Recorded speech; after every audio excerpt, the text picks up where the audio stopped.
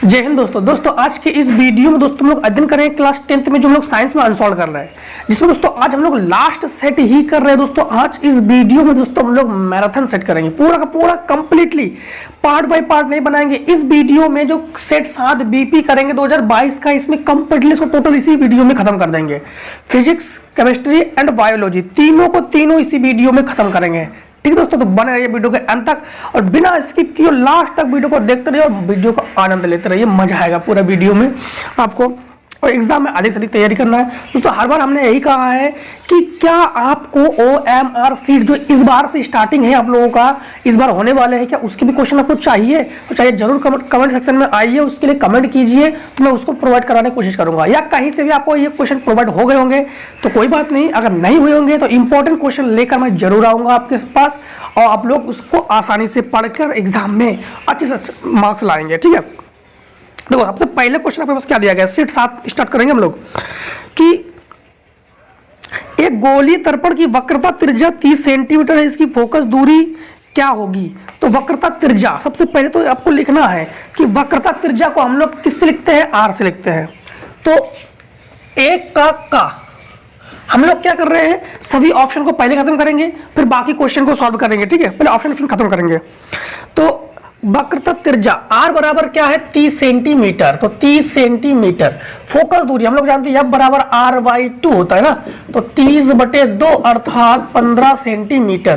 तो F बराबर क्या हो जाएगा, 15 सेंटीमीटर। फोकस दूरी क्या होगी, 15 सेंटीमीटर। दोस्तों दूसरा ऑप्शन आपके पास सही है।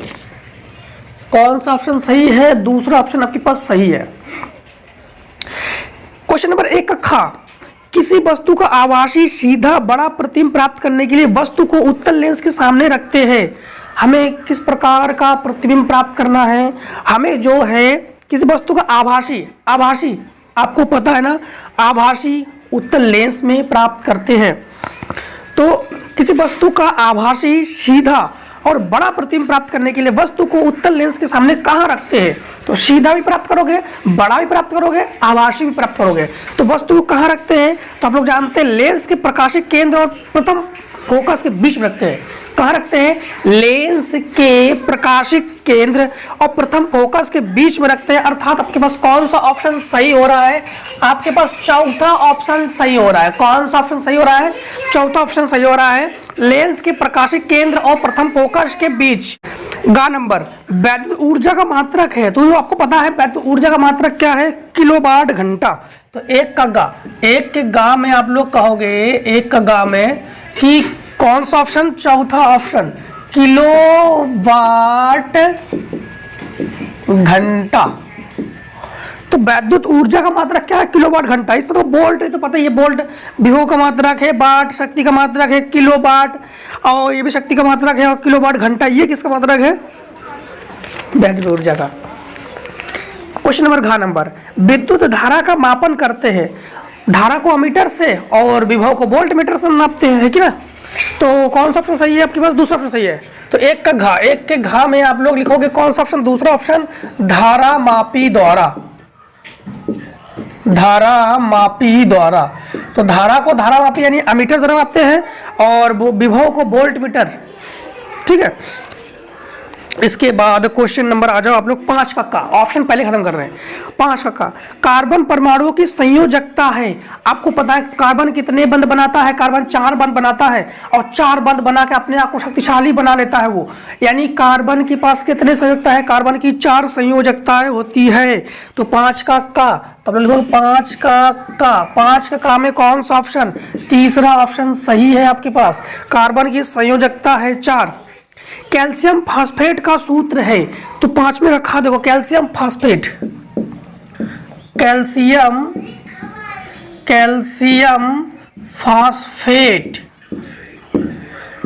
का होता है Ca, फास्फेट का होता है PO4। Ca की संयोजकता कितनी होती है, 2, उसी 2 का मल्टीप्लाई कर देंगे हम लोग इसमें, और PO4 का होता है 3, तो Ca3PO2 ये हो गया कैल्शियम फास्फेट का फॉर्मूला। तीसरा ऑप्शन सही जा रहा है और हो गया सही।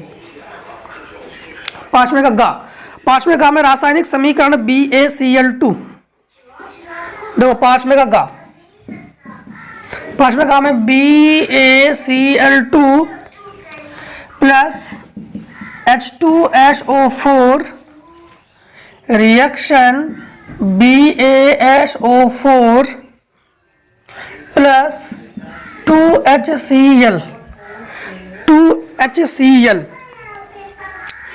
गा नंबर में रासायनिक समीकरण है। तो देखो यहाँ पर Cl H के साथ आ गया, इस H के साथ, तो एक का विस्थापन, Ba के साथ SO4 हो गया, दूसरे का विस्थापन।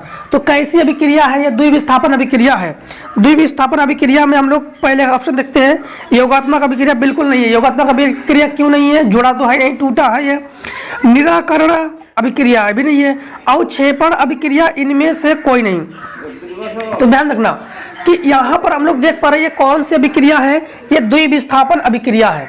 और द्विविस्थापन अभिक्रिया का एक दूसरा एग्जाम्पल भी हम लोग लेते हैं, वो किसके रूप लेते हैं? अवक्षेपण। जो क्रिया कुछ प्राप्त करते हैं, जो नीचे की ओर बैठ जाती है, उसे अवक्षेपण कहते हैं ना। तो यहाँ पर अवक्षेप के रूप में हमें क्या मिल गया? देखो BaSO4 ये अवक्षेप के रूप में मिलेगा। और ये मतलब ये अभिक्रिया तो आप लोग कहोगे द्विविस्थापन अभिक्रिया है, ऑप्शन नहीं है ना, तो उसके लिए हमारे पास ऑप्शन कौन सा सही होगा? अवक्षेपण अभिक्रिया। तो तीसरा ऑप्शन हम लोग इसको सही कर लेंगे। तीसरा ऑप्शन में क्या हो गया हमारे पास? अवक्षेपण अभिक्रिया। अवक्षेपण का मतलब होता है कुछ प्राप्त करना। तो हम लोगों ने BaSO4 प्राप्त कर लिया, HCl प्राप्त कर लिया, तो HCl का अवक्षेप प्राप्त कर लिया, तो ये अवक्षेप को हम लोग कहेंगे अवक्षेपण अभिक्रिया। अब हम लोग आ जाते हैं, इसका भी ऑप्शन खत्म। अब ऑप्शन नंबर आ जाते हैं 9 का 9 के का में कह रहा है क्लोरोफिल अवशोषित करता है। क्लोरोफिल 9 का का, तो लिखोगे आप लोग 9 का का देखो 9 के का में है क्लोरोफिल। क्लोरोफिल जिसके कारण पत्तियों के जो कलर होते हैं ना वो हरे होते हैं। क्लोरोफिल एब्जॉर्ब करता है, क्या करता है? आपको पता है प्रकाश संश्लेषण की क्रिया है ये पत्तियों का कलर जो हरा होना, तो प्रकाश संश्लेषण क्रिया है। तो क्लोरोफिल में कौन सी पत्तियां क्या अवशोषित करती है? पत्तियां प्रकाश को अवशोषित कर लेती है, प्रकाश ऊर्जा। तो 9 का तीसरा ऑप्शन सही हो रहा है। 9 का तीसरा ऑप्शन क्या हो जाएगा? प्रकाश ऊर्जा। कौन सा ऑप्शन सही हो जाएगा? प्रकाश ऊर्जा। 9 का खा, जैव विकास का सिद्धांत प्रतिपादित करने वाले वैज्ञानिक का नाम ये तो जानते हो, चार्ल्स डार्विन है। ठीक है, चार्ल्स डार्विन है। 9 का खा में कौन है? चार्ल्स डार्विन जी ने दिया था जैव विकास के बारे में नियम। तो जैव विकास के बारे में नियम किसने दिया था? चार्ल्स डार्विन ने। मानव में भ्रूण को पोषण मिलता है, तो मानव में भ्रूण को पोषण मिलता है। तो भ्रूण तो जानते हो ना आप लोग, पढ़ाया था हम लोगों ने। हमने जब मादा जनन तंत्र और नर जनन तंत्र पढ़ाया था उस समय भी आपको पढ़ाया था। तो जो प्लेसेंटा से, तो प्लेसेंटा से आपको मानव में जो भ्रूण होता है, भ्रूण का पोषण कहाँ से मिलता है? प्लेसेंटा से। तो प्लेसेंटा आपका दूसरा ऑप्शन सही हो जाएगा। है दूसरा? हाँ है, प्लेसेंटा ऑप्शन में है, तो दूसरा ऑप्शन सही हो जाएगा प्लेसेंटा। तो भ्रूण को पोषण, भ्रूण को भोजन कहाँ से मिलता है? भोजन मिलता है प्लेसेंटा से। निम्नलिखित में से कौन विषमपोषी नहीं है? तो विषमपोषी जानते हो ना, जो अपना भोजन स्वयं न बनाकर स्वपोषी पर आश्रित रहे उसे विषमपोषी कहते हैं ना। तो विषमपोषी नहीं है, तो फफूंदी विषमपोषी है, फीताकृमि विषमपोषी है, ईस्ट विषमपोषी है, मनी प्लांट पौधा विषमपोषी थोड़ी ना है, पौधा तो स्वपोषी है। तो चौथा ऑप्शन सही हो गया 9 का गा। चौथा ऑप्शन सही है मनी प्लांट। कौन सा ऑप्शन सही है? Money plant. तो चलो हम लोगों ने क्या किया, ऑप्शन टाइप के क्वेश्चन खत्म कर लिए हैं। तो समथिंग आपके पास कितने ऑप्शन टाइप के क्वेश्चन है? तो फिजिक्स में आपके पास, फिजिक्स में का खा गा 3 और 1 4, और केमिस्ट्री में 3 7, और इसमें 4 7 4 11। तो ऐसा नहीं, 20 क्वेश्चन पूछे जाएंगे आपसे ऑप्शन में। ऑप्शन में 20 क्वेश्चन, ऑप्शन में पास होना बहुत जरूरी है। कभी कभी देखते हैं जब हमने कई बार ऑफलाइन में टेस्ट लिए हैं तो बच्चों के सही ठीक ठाक नंबर आए हैं, लेकिन कुछ बच्चों के जैसे 20 में 5 नंबर आए हैं और कुछ बच्चों के 20 में 18 19 नंबर आए, उनके तो ठीक है, लेकिन 5 वाले गड़बड़ है। 5 जिसमें 5 नंबर आ रहे हैं वो गड़बड़ है। तो ऐसा भी अगर आप लोग भी टेस्ट दीजिए, अगर आपके ऐसे नंबर आते हैं तो आप लोग अधिक से अधिक OMR सीट की तैयारी कीजिए, इसके लिए हम आपकी हेल्प करेंगे। देखिए अब हम लोग क्वेश्चन नंबर दूसरे पे जाते हैं। दूसरे का ठीक, एक अवतल दर्पण के सामने 15 सेंटीमीटर फोकस दूरी पर वस्तु रखी है। वस्तु कहाँ रखी है? उत्तर 2 लिखेंगे, का लिखेंगे एग्जाम में, और सामने वस्तु रखी है तो U बराबर -15 सेंटीमीटर। दर्पण की फोकस दूरी F बराबर -30 सेंटीमीटर। और प्रतिबिंब की स्थिति और प्रकृति पूछा गया है, V बराबर क्वेश्चन मार्क।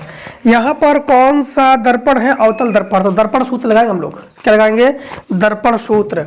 तो दर्पण सूत्र आखिर है क्या?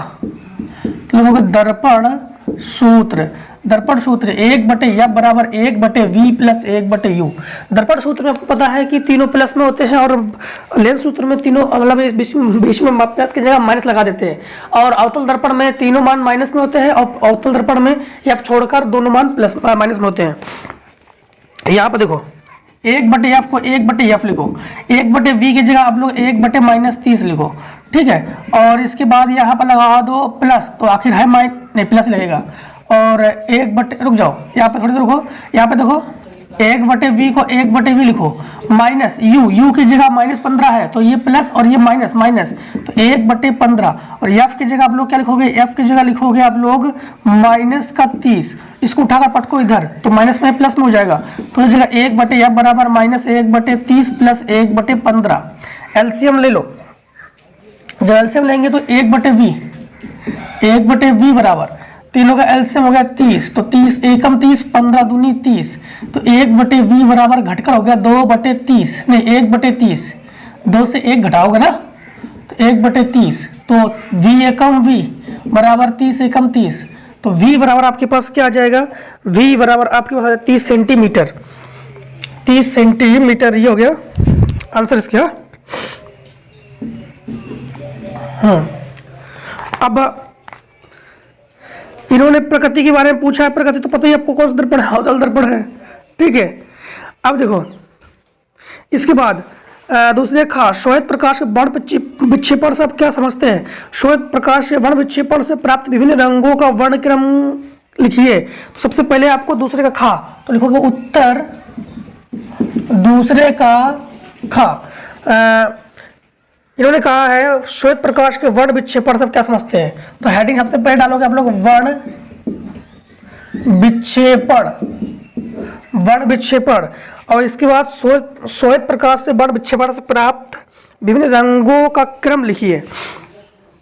देखो वर्ण का मतलब क्या होता है? रंग, और विक्षेपण का होता है फैलना। जब श्वेत प्रकाश, वर्ण का मतलब रंग, विक्षेपण का मतलब फैलना, रंगों के फैलने के क्रम को हम लोग क्या कहते हैं? वर्ण विक्षेपण कहते हैं। यानी जब श्वेत प्रकाश किसी प्रिज्म से गुजरता है ना, जब श्वेत प्रकाश किसी प्रिज्म से गुजरता है तो अपने विभिन्न रंगों में फैल जाता है, उसे हम लोग वर्ण क्रम कहते हैं। एग्जाम्पल, ये आपके पास प्रिज्म है और इसके बाद श्वेत प्रकाश को इसको आपतित कराया, और ये श्वेत प्रकाश अपने विभिन्न रंगों में इस प्रकार से फैल गया, इसे हम लोग कहते हैं वर्णक्रम। तो वर्ण विक्षेपण, तो वर्ण विक्षेपण किसे कहते हैं? श्वेत प्रकाश का किसी प्रिज्म से, श्वेत प्रकाश का किसी प्रिज्म से ठीक गुजरकर अपने विभिन्न रंगों में फैलना, उसे प्रकाश का वर्ण विक्षेपण कहते हैं, ठीक। इसे क्रम क्या है? क्रम है अंग्रेजी वर्णमाला के विविग्योर, इसका क्रम है विविग्योर। विविग्योर का मतलब क्या हो गया समझना? ये वायलेट, ये इंडिगो, ये ब्लू, ये ग्रीन, ये येलो, ये ऑरेंज और ये रेड, विविग्योर। तो क्रम हो गया सबसे पहले बैगनी, क्या हो गया? बैगनी। इसके बाद आपके पास आसमानी या जामुनी कह सकते हो, आसमानी। इसके बाद नीला, इसके बाद हरा, इसके बाद पीला, इसके बाद नारंगी और इसके बाद लाल। ये हो गया वर्णक्रम। तो 1 2 3 4 5 6 7 हो गए, तो इसे कहते हैं वर्णक्रम, ठीक। क्वेश्चन नंबर नेक्स्ट देखिए। क्वेश्चन नंबर नेक्स्ट है कि वैद्युत विभव तथा वैद्युत विभवांतर की परिभाषा तथा इनके मात्रक भी लिखिए। तो आप लोग लिखोगे उत्तर दूसरे का गा, उत्तर दूसरे का गा, उत्तर 2 लिखोगे, गा लिखोगे। वैद्युत विभव तथा विभवांतर, देखो वैद्युत विभव और वैद्युत विभवांतर किसे कहते हैं? तो विभव किसे कहते हैं? विभव का मतलब समझना, एकांक धन आवेश को अनंत से किसी बिंदु तक लाने में जो काम करना पड़ता है उसे विभव कहते हैं, और उसी एकांक आवेश को एक बिंदु से दूसरे बिंदु तक लाने में जो काम करना पड़ता है उसे विभवांतर कहते हैं। समझना, जैसे मान लो कि ये कोई एक आवेश है, ठीक, और इसके चारों ओर वैद्युत क्षेत्र है, और एक कोई ये एकांक धनावेश है, इसको अनंत से किसी बिंदु तक लाना, अनंत से किसी भी बिंदु तक लाना, ये कहलाता है विभव। ये क्या कहलाता है? विभव। और उससे एक बिंदु से दूसरे बिंदु तक या कहीं पर भी ले जाना वैद्युत क्षेत्र में, मतलब यहाँ से हम यहाँ ले आ रहे हैं तो कहीं पर भी ले जाना, इसे कहते हैं विभवांतर। विभवांतर। तो एकांक आवेश को, एकांक धनावेश को अनंत से किसी बिंदु तक लाना उसे विभव कहते हैं, और एक बिंदु से दूसरे बिंदु तक ले जाना आवेश को उसे विभवांतर कहते हैं। ठीक, जब आप बाकी परिभाषा आपको प्रोवाइड करवा दिए जाएंगे, ठीक है, सही परिभाषा जो है आपको प्रोवाइड करवा दिए जाएंगे। इसके बाद तीसरे का में है दूरदृष्टि। अच्छा, मात्रक भी पूछा गया, इसका मात्रक भी पूछा गया है। देखो मात्रक, इसे मात्रक है विभव का मात्रक वोल्ट, विभव का मात्रक वोल्ट, या फिर जूल प्रति कूलाम, जूल प्रति कूलाम। ठीक है, क्योंकि फार्मूला क्या होता है? V बराबर W बटे क्यू नॉट। W है वर्क, इसका मात्रक जूल, और क्यू नॉट आवेश का मात्रक कूलाम, तो जूल प्रति कूलाम या वोल्ट इसका मात्रक हो गया। ठीक ना।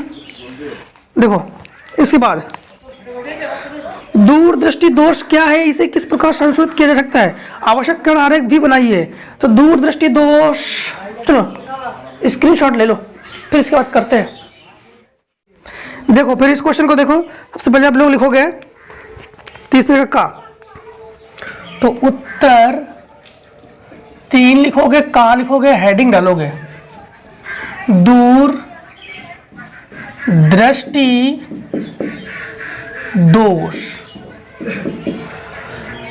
दूर दृष्टि दोष किसे कहते हैं? दूर क्लियर पास गड़बड़, दूर क्लियर पास गड़बड़, दूर की दिखाई देती है वस्तु की पास की वस्तु दिखाई नहीं देती है, दूर दृष्टि दोष कहते हैं।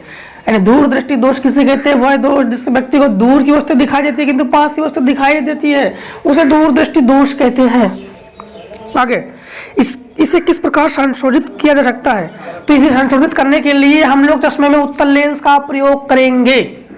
इसे सही करने के लिए अपने चश्मों में उत्तल लेंस का प्रयोग करेंगे। सिंपल। आवश्यक कण आरेख भी बनाइए, बनाते हैं। देखो ये मानव नेत्र है, ये उसका उभरा हुआ भाग है, ये उसका उभरा हुआ भाग है। यहाँ पर वस्तु रखी है और इसमें उत्तल मानव नेत्र उत्तल होती है। वस्तु से एक किरण ये निकल रही है, एक किरण ये निकल रही है, वस्तु से हमेशा 2 किरणें निकलती है। अब यहाँ पर इस प्रकार से यह अपवर्तित हो गई, यहाँ पर इस प्रकार से अपवर्तित हो गई। यहाँ पर है रेटिना प्रतिबिंब, यहाँ पर दोनों किरणें जहाँ अपवर्तन के पश्चात दोनों किरणें जहाँ मिलते हैं वहाँ पर बनता है प्रतिबिंब। तो यहाँ पर रेटिना है, यहाँ पर मिलना चाहिए, तो प्रतिबिंब बना यहाँ पर, यानी लेंस के यानी रेटिना के पीछे, इसलिए हम लोग कहेंगे दूरदृष्टि दोष। ये हमने पास कोई वस्तु रख दिया था और उसको हम लोगों ने यहाँ पर बनना था, वस्तु का प्रतिबिंब यहाँ पर बनना था, तो वस्तु का प्रतिबिंब यहाँ ना बनकर रेटिना के पीछे बन रहा है, तो इसलिए हम लोग कहेंगे वस्तु दूर की वस्तु में दिखाई देती है, पास की वस्तु दिखाई नहीं देती है, क्योंकि वो रेटिना के पीछे प्रतिबिंब बन जाता है। इसलिए इसको संशोधित करने के लिए हम लोग क्या करेंगे? संशोधित करने के लिए हम लोग ये वस्तु है, यहाँ पर वस्तु रखा था हमने, ये लेंस है, ठीक। अब हमने क्या किया? इसमें उत्तल लेंस लगा दिया। क्या लगा दिया? उत्तल लेंस। और उत्तल लेंस के कारण जो ये प्रतिबिंब है ना, ये इस प्रकार से इसको दूर बनाता है, ये यहाँ पर, और इसी को इससे गुजारने के बाद ये प्रतिबिंब जो अपवर्तन के पश्चात दोनों कहाँ मिल जाते हैं, रेटिना पर। यहाँ बनना था तो यहाँ पर बन जाते हैं और इसे कहते हैं इसका किरणम आरेखम। ये हो गया किरण आरेख। ठीक, उत्तल लेंस आभासी तो बनता ही होगा, पता ही आभासी है, पीछे की ओर ले गए ना, पीछे की ओर ले गए, यहाँ बनना था प्रतिबिंब, वो प्रतिबिंब यहाँ पे बन गया तो ये आभासी है ही। अब देखो क्वेश्चन खा, तो इसी का अथवा भी है। अभी एक वस्तु 10 सेंटीमीटर फोकस दूरी के अभिसारी लेंस से 25 सेंटीमीटर दूरी पर रखी है। किरण आरेख खींचकर बनने वाले प्रतिबिंब की स्थिति तथा प्रकृति ज्ञात कीजिए। अपसारी और अभिसारी लेंस का मतलब जानते हो ना, अपसारी से प्रकाश कण फैल जाए, अपसारी और जैसे प्रकाश कण इकट्ठा हो जाए अभिसारी, अभिसारी उत्तल लेंस, अपसारी अवतल लेंस। तो आप लोग लिखोगे उत्तर तीसरे का ही है और इसका अथवा है। अथवा में वस्तु फोकस दूरी 10 सेंटीमीटर है तो यह बराबर 10 सेंटीमीटर। इसके बाद अभिसारी लेंस 25 सेंटीमीटर रखी है तो u बराबर -25 सेंटीमीटर। इसके बाद प्रतिबिंब की स्थिति प्रकृति आपको ज्ञात करके बताना है और किरण आरेख ज्ञात करो इसका। तो लेंस सूत्र लगाओगे आप लोग, लेंस सूत्र 1/f बराबर 1/v माइनस 1/u। तो इसके लिए आप लोग 1/10 बस 1/v माइनस माइनस प्लस हो जाएगा 1/25 उठा के पटको इधर। तो 1/v बराबर 1/10 माइनस 1/25। तो 1/v बराबर एलसीएम हो गया आपके पास 50, एलसीएम हो गया 50, 10 पन्ना 50, 25 दूनी 50। तो 1/v बराबर 3/50। तो अर्थात v बराबर हो जाएगा 50/3। v बराबर क्या हो जाएगा 50/3। आंसर हो गया दोस्तों, घबराना नहीं, आंसर आ गया है। किरण आरेख खींचकर, किरण आरेख उत्तल लेंस है ना, किरण आरेख। तो ये हो गया हमारे पास उत्तल लेंस, ये मुख्य अक्ष, ये प्रकाशिक केंद्र पर अभिलंब, यहाँ पर प्रकाशिक केंद्र है, ठीक है ना। फोकस 10 सेंटीमीटर है, वस्तु 25 सेंटीमीटर है। तो वस्तु जो है यहाँ से, ये वस्तु यहाँ पर, ये फोकस यहाँ से ये 10 सेंटीमीटर है, ठीक। और ये यहाँ पर वस्तु है जो कि यहाँ से ये 25 सेंटीमीटर की दूरी पर है। यहाँ पर वस्तु है, ये वस्तु ए और बी वस्तु से कितनी किरणें निकलती है। अच्छा 50 का तिहाई 16 आ जाएगा, ठीक। 16 प्लस में है तो प्लस में है, इसका मतलब प्रतिबिंब इधर बनना चाहिए, इधर। तो इस प्रकार से वस्तु से 2 किरणें आपतित होती है। तो एक किरण इस प्रकार से आपतित हो गई है जो मुख्य अक्ष के समांतर जाती है। फिर यहाँ पर भी फोकस लो, यहाँ पर भी फोकस ले लो। जो किरण मुख्य अक्ष के समांतर आती है वो फिर फोकस से होकर जाती है, यह द्वितीय फोकस है, ये F1 और ये F2 द्वितीय फोकस है, ठीक। एक किरण प्रकाशिक केंद्र से होकर जाती है, ये प्रकाशिक केंद्र से होकर जाती है। जो प्रकाशिक केंद्र से होकर जाती है फिर वो सीधी निकल जाती है, इस प्रकार से सीधी निकल गई और यहाँ पर बन गया प्रतिबिंब। यहाँ पर क्या बन गया, प्रतिबिंब A डैश B डैश, ये क्या बन गया, प्रतिबिंब, ठीक। यहाँ से यहाँ तक की जो दूरी है वो है 50/3 सेंटीमीटर, ठीक। 50/3 सेंटीमीटर। और कुछ पूछ रहा है नहीं, ठीक है। इसके बाद क्वेश्चन नंबर देखो तीसरे खा में क्या कह रहा है। तो लिखोगे उत्तर 3 लिखोगे, खा लिखोगे। एक तार के सिरों पर 1.5 वोल्ट विभवांतर लगाने पर V, तो V बराबर 1.5 वोल्ट।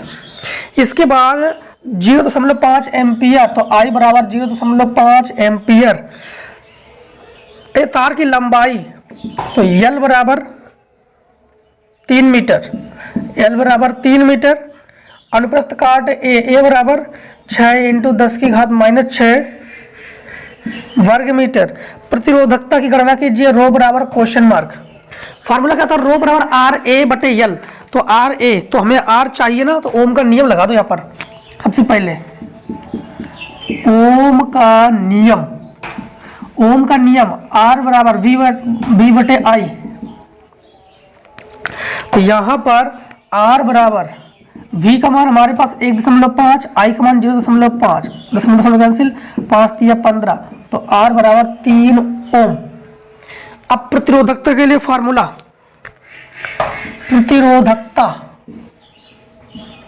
प्रतिरोधकता रो बराबर आर ए बटे यल। तो प्रतिरोधकता रो बराबर आर के जगह हम लिखेंगे 3, ए के जगह 6 इंटू 10 की घात -6, 10 की घात -6 इंटू यल, यल की जगह लिखेंगे हम लोग 3, 3 से 3 कैंसिल, तो रो बराबर 6 इंटू 10 की घात -6, ठीक है, 6 इंटू 10 की घात -6 ओम मीटर। ये हो जाएगा आंसर, ये हो गया आंसरम। अब क्वेश्चन नंबर देखो इसी का अथवा, अगर ये नहीं करना है तो इसका अथवा करना है, बोर्ड एग्जाम हम सभी करके दे रहे हैं। 3 प्रतिरोध R1 R2 तथा R3 परस्पर समांतर श्रेणी में जुड़े हुए हैं, तुल्य प्रतिरोध के लिए व्यंजक प्राप्त कीजिए। तो तीसरे का अथवा, तो लिखोगे उत्तर 3 खा और अथवा। 3 प्रतिरोध समांतर क्रम में जुड़े हुए हैं, तो 3 प्रतिरोध किस क्रम में जुड़े हैं, समांतर क्रम में। जैसे एक प्रतिरोध के लिए ये और ये, एक प्रतिरोध, 2 प्रतिरोध, 3 प्रतिरोध, तीनों समांतर क्रम में जुड़े हैं, R1 R2 R3। इन तीनों को हमने एक बैटरी से और एक कुंजी की सहायता से बंद कर लिया है। कुंजी को, कुंजी बैटरी, धारा प्रवाहित हो रही है, इसमें धारा 3 भागों में बट गई। यहाँ पर I1 I2 I3। अगर धारा बढ़ जाती है ना, धारा 3 भागों में बढ़ती है, 4 भागों में बढ़ती है, धारा बढ़ने पर वोल्टेज नियत और वोल्टेज बढ़ने पर धारा नियत होती है, ठीक। तो यहाँ पर वोल्टेज क्या है, नियत है, वोल्टेज क्या है, नियत है।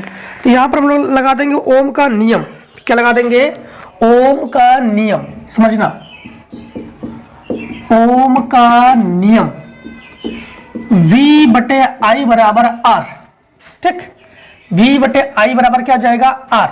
अब यहां पर अगर हम लोग देखें कि I को यहां पहुंचा दो, R को यहां पहुंचा दो, तो V बटे R बराबर क्या जाएगा, I। समीकरण डाल दो 1। इसी प्रकार V को V रहने दो, R को R1 करोगे तो I को I1 करोगे।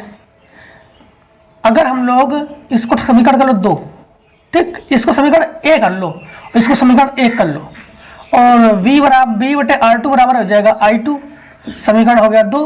V बटे R3 बराबर हो जाएगा I3, समीकरण हो गया 3। तीनों समीकरणों को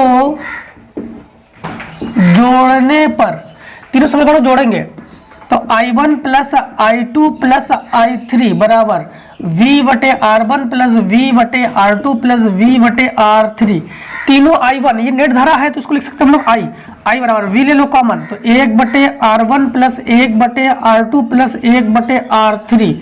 I बराबर क्या है हमारे पास, समीकरण A से V बटे R, तो V बटे R बराबर V 1 बटे R1 प्लस 1 बटे R2 प्लस 1 बटे R3। V से V कैंसिल, तो 1 बटे R बराबर 1 बटे R1 प्लस 1 बटे R2 प्लस 1 बटे R3। और यही दोस्तों, ये हो गया आपका निगमन, यही निगमन करना था, और ये हो गया निगमन, ठीक है ना। अब देखो जो क्वेश्चन नंबर 4 है, नामांकित आरेख खींचकर किसी विभाजित मोटर का सिद्धांत एवं कार्यविधि स्पष्ट कीजिए। तो इसके लिए तो हमने अलग से वीडियो बना दिया, हर वीडियो में बता दिया है, जिसका लिंक डिस्क्रिप्शन में और कमेंट सेक्शन में पिन है, ओपन करके देख लेना, ठीक है। और जिन्होंने देख लिया है कोई बात नहीं है, ठीक है, तो इतना स्क्रीनशॉट ले लो। देखो अब देखो क्वेश्चन नंबर 4 का अथवा, 2 बल्ब जिनमें से एक पर 100 वाट 220 वोल्ट तथा दूसरे पर 60 वाट 220 वोल्ट अंकित है, तो विद्युत आपूर्ति 220 वोल्ट के साथ समांतर क्रम में जुड़े हैं, समांतर क्रम में, तो विद्युत मेंस में कितनी धारा ली जाएगी, प्रत्येक बल का प्रतिरोध, उनका तुल्य प्रतिरोध और ली गई अलग अलग धारा का मान भी बताइए। देखो 4 का अथवा, तो लिखोगे आप लोग उत्तर 4 और उसी का अथवा। 4 का अथवा में ये है कि 100 वाट, तो P1 बराबर 100 वाट, V1 बराबर 220 वोल्ट। V तो क्लियर ही है, V तो एक ही है। P2 बराबर 60 वाट, फिर V बराबर 220 वोल्ट, और समांतर क्रम में जुड़ी है धारा ली जाएगी। कितनी धारा ली जाएगी, I बराबर क्वेश्चन मार्क। इसके बाद प्रत्येक बल्ब का प्रतिरोध, प्रत्येक बल्ब का प्रतिरोध भी पूछा गया है, प्रत्येक बल्ब का। R1 बराबर क्वेश्चन मार्क, R2 बराबर क्वेश्चन मार्क। तुल्य प्रतिरोध R बराबर क्वेश्चन मार्क। ली गई अलग अलग धारा का मान बताइए। I1 बराबर क्वेश्चन मार्क, I2 बराबर क्वेश्चन मार्क। 1 2 3 4 5 6, ये तो ऐसा ही ये ले लेंगे, ठीक है। 7 नंबर का है, 7 क्वेश्चन इन्हें दे दिए। देखो सबसे पहले हम लोग फार्मूला जानते हैं, P बराबर V स्क्वायर बटे R। तो इसी प्रकार हम लोग अगर P1 की बात करें तो P1 बराबर V स्क्वायर बटे R1, ठीक। तो P1 का मान हमारे पास क्या है 100, V का मान हमारे पास 220 इंटू 220 बटे R1 का मान ज्ञात कर रहे हैं। इसको यहाँ पर, इसको यहाँ पर, तो R1 बराबर हो जाएगा 220 इंटू 220 बटे 100। 1 2 1 2 कैंसिल, तो R1 बराबर हो जाएगा 484 ओम। एक आंसर, ठीक, एक आंसर। दूसरा R2 बराबर, R2 बराबर हो जाएगा 220 इंटू 220 बटे P2, P2 का मान है 60। 1 0 से 1 0 कैंसिल, अब ये हो जाएगा 11 और ये हो जाएगा 3। तो हम लोग कहेंगे R2 बराबर 0 का 0, 11 दूनी 22, 11 दूनी 22 और 2 24 बटे 3 ओम। दूसरा आंसर, दूसरा आंसर, दूसरा आंसर हो गया ये। देखो तुल्य प्रतिरोध निकालेंगे हम लोग। तुल्य प्रतिरोध कौन से क्रम में है, समांतर क्रम में है। 1 बटे R बराबर 1 बटे R1 प्लस 1 बटे R2 करेंगे। 1 बटे R बराबर 1 बटे R1, R1 का मान हमारे पास 484 है। 1 बटे R2 का मान हमारे पास 3 को ऊपर ले लेंगे और 2420 है। तो 1 बटे R बराबर एलसीएम ले लेंगे हम लोग, तो यहाँ पर एलसीएम ले लेंगे 484 और 300, 484 और 2420 का, ठीक। देखो 2420 और 484 का एलसीएम लेंगे हम लोग। 22 से काट सकते हैं, 22 से, 22 एकम 22 बचा 2, 22 एकम 22, फिर 22 दूनी 44, 22 दूनी 44, फिर 22 से काटो, 22 पंचे 110, 22 एकम 22, फिर हो जाएगा 5 एकम 5। अब देखो जब दोनों का एलसीएम ले लेंगे तो हो जाएगा 2420। अब ये दोनों हो गया 484, तो 484 पंचे 220 और प्लस ये तो हो गया 3 एकम 3। तो इसको उल्टा करोगे तो ये भी उल्टा हो जाएगा। तो R बराबर ही हो जाएगा 2420 बटे 5 3 8, ठीक। अब इसको काटो तो R बराबर 8 त्रिका 24, 8 त्रिका 24, भाग न खाई 0, फिर 20 हो गया, 8 दूनी 16, दशमलव 0 बढ़ा 8 5 40, तो 302.5 ओम। क्या आ जाएगा 302.5 ओम, ये आ जाएगा तुल्य प्रतिरोध।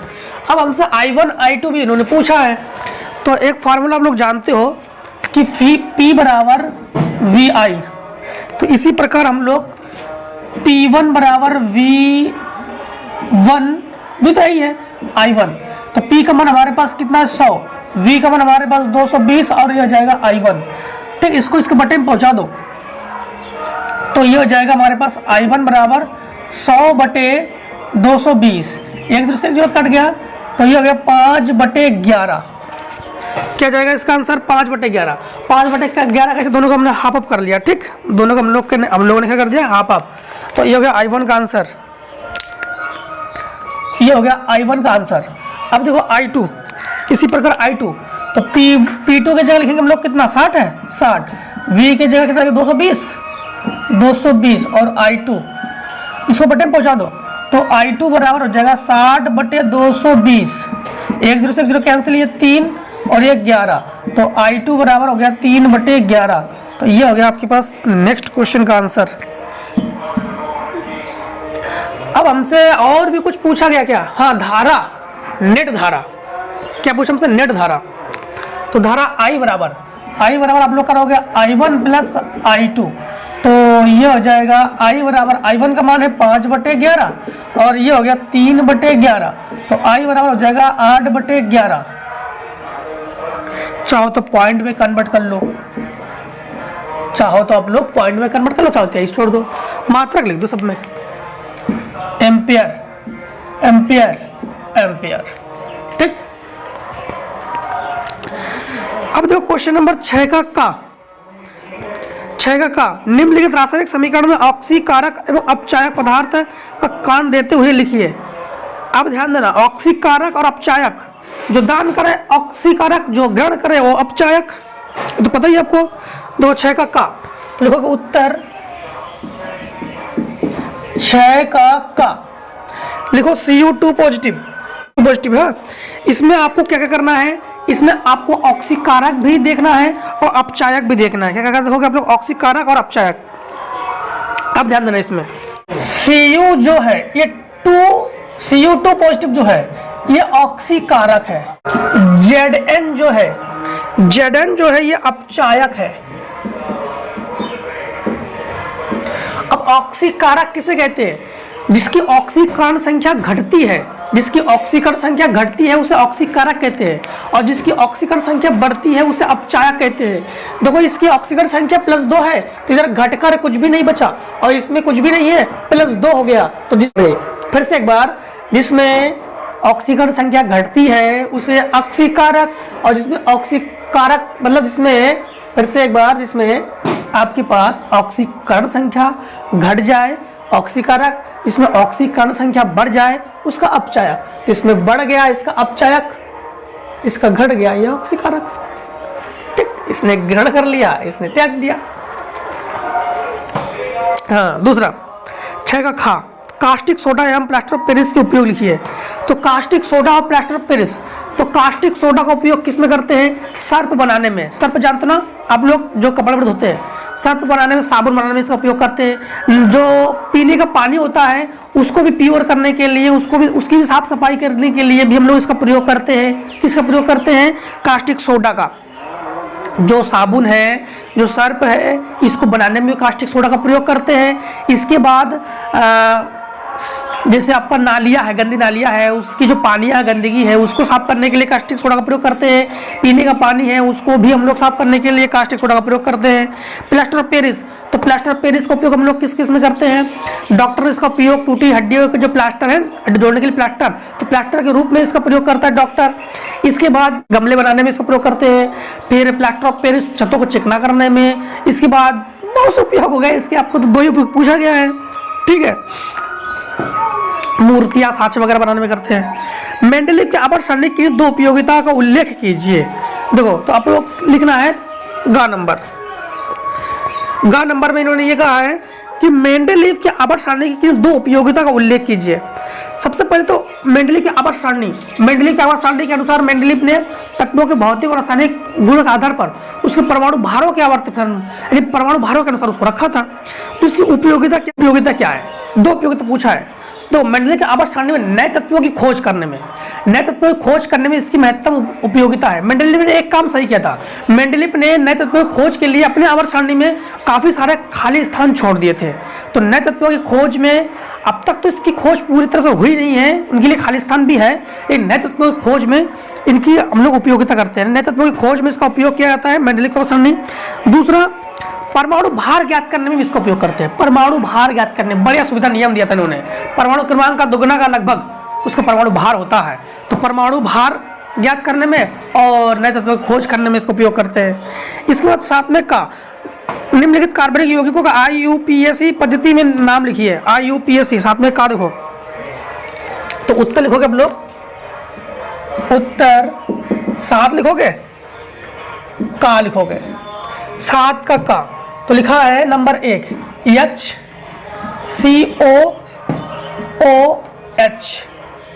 दूसरा को यहां नहीं लिखेंगे, दूसरे को यहां लिखते हैं CH3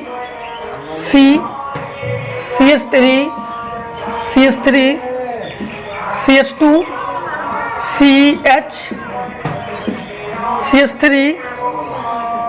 CH3 हमेशा एक चीज का ध्यान रखना, जब भी IUPAC नाम लिखोगे आप लोग तो हमेशा लंबी श्रृंखला से लिखोगे। कहां से लिखोगे? लंबी श्रृंखला से लिखोगे। देखो सबसे पहले यहां पर देखो, यहां पर COOH है और COOH होता है ओइक समूह, और कितने कार्बन है? एक कार्बन है, एक कार्बन होने पर मेथ, तो इसका नाम हो गया मेथेनोइक अम्ल। ओइक अम्ल कहां से आ गया? COOH, क्या हो गया? ओइक अम्ल, तो COOH ओइक अम्ल। अब इसमें लंबी श्रृंखला 1 2 3 4 5 कार्बन और 1 2 3 कार्बन, तो लंबी श्रृंखला से हमेशा गिनते हैं। गिनती कहां से लगाते हैं? लंबी श्रृंखला से लगाते हैं, ठीक है। अब एक चीज ध्यान रखना, कितने जो भी श्रृंखला से आउट हो, श्रृंखला के बाहर हो, उसे साधारण नाम में लिखते हैं। तो CH3 का नाम क्या होता है? मेथिल। तो 1 2 3 मोनोडाइट्राई, गिनती ध्यान रखना, मोनोडाइट्राई साधारण नाम में, तो मोनोडाइट्राई, तो ट्राई, ये हो गया ट्राई मेथिल। ट्राई मेथिल क्यों? तो 3 मेथिल है ना, ट्राई मेथिल। अब मेथिल किस किस पर है? गिनती कहां से लगाओगे? गिनती अगर इधर से लगाओगे तो 1 2 पर है, ये इधर से लगाओगे 1 2 पर है, तो ये देखो इधर से गिनती लगा रहे 1 2 3 4 और 5, तो देखो ये मेथिल 2 पर, ये मेथिल 2 पर, तो हम लोग लिखेंगे 2,2, और ये मेथिल 4 पर, ये मेथिल, तो 2,2,4 2,2,4 ट्राई मेथिल। क्या हो गया? Try methyl. अब कितने कार्बन है? 5 कार्बन, तो 5 कार्बन होने पर होता है पेंट, तो हो गया try methyl pentane. 2,2,4 try methyl pentane, क्या हो जाएगा? Try methyl pentane. अब देखो निम्नलिखित समीकरणों को पूर्ण कीजिए। समीकरणों को पूर्ण करना है, नहीं अभी एक क्वेश्चन और है। विद्युत रासायनिक श्रेणी के कोई 2 उपयोग लिखिए। तो विद्युत रासायनिक श्रेणी किसे कहते हैं? वह श्रेणी, यानी विद्युत रासायनिक श्रेणी वह श्रेणी तत्वों के उनके जो सक्रियता के आधार पर घटते हुए क्रम में या बढ़ते हुए क्रम रखने पर जो श्रेणी प्राप्त होती है उसे विद्युत रासायनिक श्रेणी कहते हैं।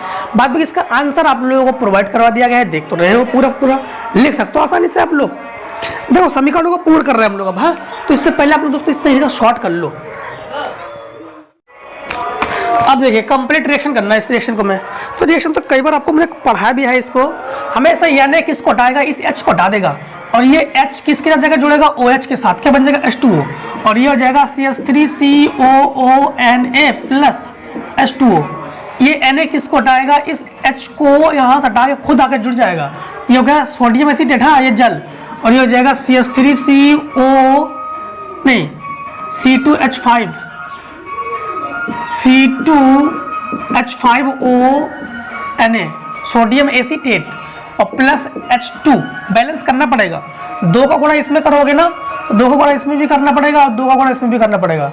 CH3COH C2H5OH, ये H इस OH के साथ क्रिया करके H2O, और बाद बाकी क्या बन जाएगा? ये CH3COO C2H5 plus H2O ethyl acetate C2H5OH है, तो इसको हम लिखेंगे CH3COOH बनता है, हमेशा ध्यान रखना। तो 2 कार्बन 2 कार्बन, 3 और 1 4, तो 3 यहाँ पे 3 और 1 4, ठीक ध्यान रखना, 3 और 1 यहाँ पे 6 है, 2H हटा, और 2H हटकर इसका 2H, इसका 1H और इसका 1H और इन दोनों का H और इसका 1O, तो मिलकर क्या बन जाएगा? H2O। अब बैलेंस करो, देखो C 1 बार 2 बार, C 2 बार, H 4 और 2 6 बार, H 4 5 और 1 6 बार, और बाद में तो कंप्लीट है। एक इसका 1O इसके साथ आगे रिएक्शन हुआ और 1O ने इसके साथ रिएक्शन कर लिया जल के साथ। यहाँ पर देखो C2H5OH, C2H5OH, यहाँ पर एथीन बनता है प्लस H2, हाँ, तो CH2 double bond CH2 plus H2O, क्योंकि हमें पता है कि ये अम्ल है और ये हीट हो रहा है और गर्म करने पर वो अपने अणु में टूटेगा, तो यहाँ पर C दो बार, H इसका एक बार और इसका दो बार, तो H2O ये बन गया, CH2 इसको ऐसे लिखो या C2H4 ऐसे लिखो, दोनों ही सही है, ठीक है। अब 8वें का अथवा अगर ये नहीं करना है तो प्रतिस्थापन अभिक्रिया क्या है? वह अभिक्रिया है जिसमें एक आयन का हटना, वह अभिक्रिया जिसमें एक आयन हटता है उसे हम लोग कहते हैं प्रतिस्थापन, उसमें लोग कहते हैं प्रतिस्थापन। आंसर तो आपको प्रोवाइड करवा दिया जा रहा है, देख लीजिए। तो प्रतिस्थापन अभिक्रिया किसे कहते हैं? वह अभिक्रिया जिसमें एक आयन का आदान हो उसे प्रतिस्थापन अभिक्रिया कहते हैं। सजातीय सरणी किसे कहते हैं? हाइड्रोकार्बन द्वारा प्रतिस्थापित हो उसे सजातीय श्रेणी कहते हैं। सजातीय श्रेणी वह कार्बन श्रृंखला की वह श्रेणी जिसमें हाइड्रोकार्बन एक ही श्रृंखला द्वारा प्रतिस्थापित हो उसे सजातीय श्रेणी कहते हैं। इसका अंतर CH2, इसमें CH2 का अंतर होता है। दहन अभिक्रिया किसे कहते हैं? वह अभिक्रिया जिसमें हाइड्रोकार्बन को ऑक्सीजन की उपस्थिति में जलाया जाता है तो उसे दहन अभिक्रिया कहते हैं। एस्टरीकरण किसे कहते हैं? वह अभिक्रिया यानी किसी भी अभिक्रिया किसी भी तत्व या यौगिक के साथ अगर हम लोग एस्टरीकरण एस्टर से क्रिया करवाते हैं। एस्टर क्या है आपके पास जानते हो? समांतर COOR हम लोग एस्टर के रूप में लेते हैं, मतलब यहाँ पर ऐसे हमारे पास ये है एस्टर CH3COOH, इसके साथ क्रिया करवाएंगे तो उसे हम लोग क्या कहते हैं? एस्टर कहते हैं, ठीक। तो एस्टर के साथ होने वाले क्रिया को एस्टरीकरण कहते हैं। अब देखो आ जाओ आप लोग बायोलॉजी में क्वेश्चन नंबर 10। क्वेश्चन नंबर 10 में क्या कह रहा है? 10 का डायाफ्राम क्या है, यह कहाँ पाया जाता है? तो हम लोग लिखोगे उत्तर 10, क्या लिखोगे? उत्तर 10 का हेडिंग क्या डालोगे?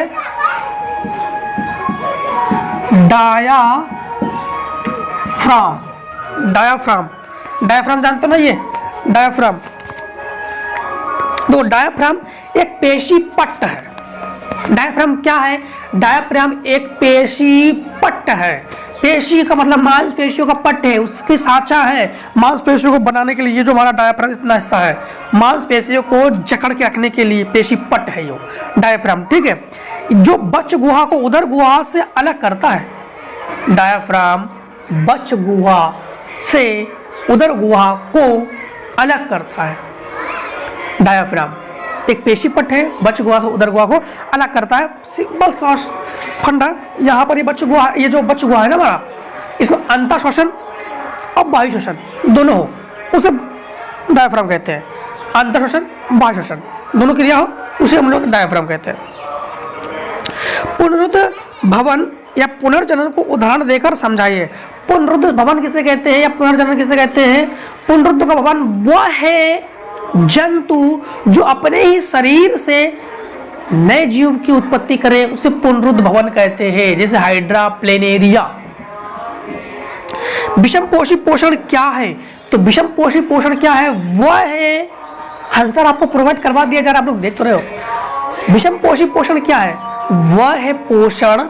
देखो सबसे पहले आपको 10 का आप लोग लिख लिया होगा, इसको 10 का खा, तो उत्तर 10 का खा पुनरुद्ध भवन। इसके बाद हेडिंग क्या डालोगे? उत्तर 10 का गा विषम पोषी पोषण। विषम पोषी पोषण किसे कहते हैं? जो अपना भोजन स्वयं ना बनाकर स्वपोषी से प्राप्त करते हैं, स्वपोषी को ग्रहण कर जाते हैं, उसे विषम पोषी पोषण कहते हैं। इसके बाद मानव के नर जनन तंत्र का नामांकित चित्र बनाइए। 11 का का, तो लिखोगे उत्तर 11 का का। 11 के का में हेडिंग क्या डालोगे? मानव के नर जनन तंत्र। मानव के नर जनन तंत्र क्या है? मानव के नर जनन तंत्र का नामांकित चित्र बनाइए। तो चित्र अपने स्क्रीन पर प्रोवाइड किया जा रहा है, ठीक, उसको देखिए। मानव के नर जनन तंत्र का नामांकित चित्र बनाइए, स्क्रीन पर इसको प्रोवाइड करवा दीजिए, इसको देख लीजिए, ठीक। इसके बाद देखो 11 का आवृत बीजी पुष्प के स्त्री केसर के अनुदैर्घ्य काट का नामांकित चित्र बनाइए। तो 11 का अगर ये चित्र नहीं बनाना है तो इसका अथवा बनाना है। तो उत्तर 11 का अथवा, 11 का अथवा। आवृत बीजी क्या है? आवृत बीजी एंजियोस्पर्म, एंजियोस्पर्म पुष्प के स्त्री केसर, पुष्प के स्त्री केसर के अनुदैर्घ्य काट, इसका चित्र स्क्रीन पर देखिए, दोनों का चित्र स्क्रीन पर देख लीजिए। आप लोग बनाना प्रैक्टिस करना, ऐसा नहीं कि छोड़ दो, ठीक है। अब देखो क्वेश्चन नंबर 11 का खा, 11 का खा। अब देखो उत्तर 11 का खा। 11 खा में पहला क्वेश्चन ये है कि संक्षिप्त टिप्पणी लिखिए। नंबर 1 वृक्काणु, वृक्काणु पर टिप्पणी, कोष्टक में आपका लिखा है नेफ्रॉन। दूसरा सौर ऊर्जा पर टिप्पणी लिखोगे। तीसरा प्राकृतिक संसाधन,